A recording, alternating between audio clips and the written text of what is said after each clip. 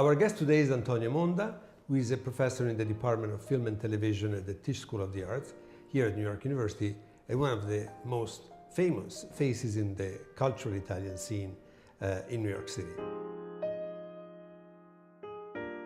Antonio recently published a new novel with Mondadori entitled Ota Benga.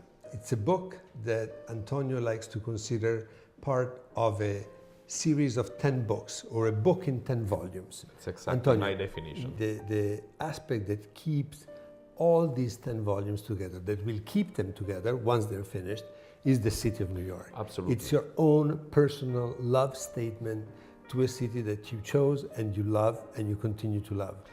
New York is my, let's say, stepmother. She welcomed me 21 years ago, and differently from many other experiences that I had in my life, New York kept its promises. I'm not saying that it was not tough, and it is not tough living here, but I still feel the same excitement and the same enchantment of day one.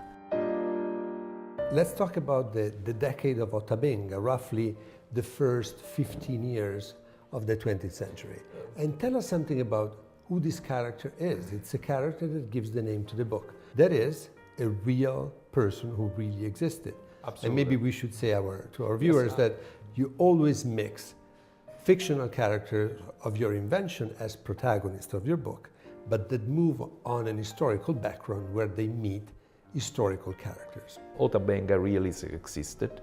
He was a pygmy from Congo, a Mbutu pygmy, which was kidnapped by slave merchants and sold to America to be exposed in a fair. This is only the beginning of his tragic adventure, because a few years later he was exposed in another exhibition at the Bronx Zoo, actually in 1906.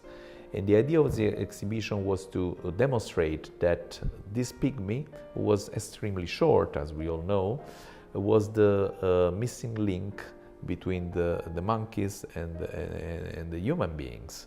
That was the so-called scientific purpose of this exhibition.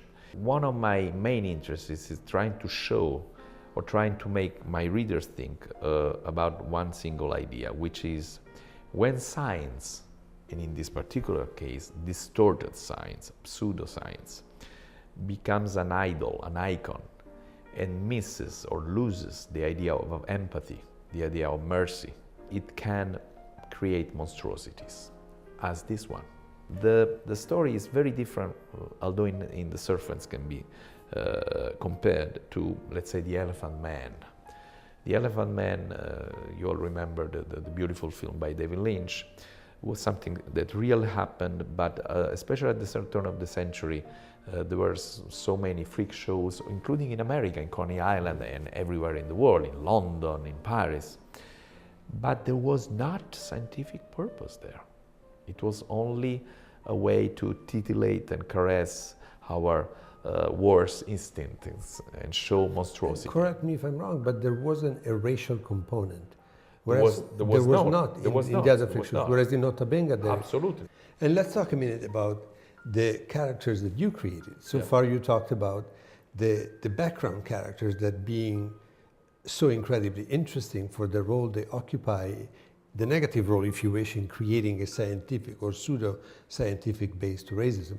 But we want to make clear, this is a novel. It's a novel in the traditional sense. There's a boy and a girl. Yes. Tell us something about this boy and the girl. The real protagonist of the novel is a woman, a young woman, whose name is Arianna Saris. It's completely fictional. Is a young woman of Greek origin, roots, and she's a woman who is trying to understand who she is, what she wants. She's a woman that studies anthropology when this was completely revolutionary at the time. She's the daughter of a man, Greek, from a Greek man who has a daily in Coney Island, and is the only Greek living in a completely Russian Jews community. And she makes a lot of mistakes, but she's passionate and full of intelligent and energy. I like to define her using a quote from Samuel Beckett, which I use at the beginning of the book. And the quote is, try again, fail better. And this is what she does. She fails better and better and better.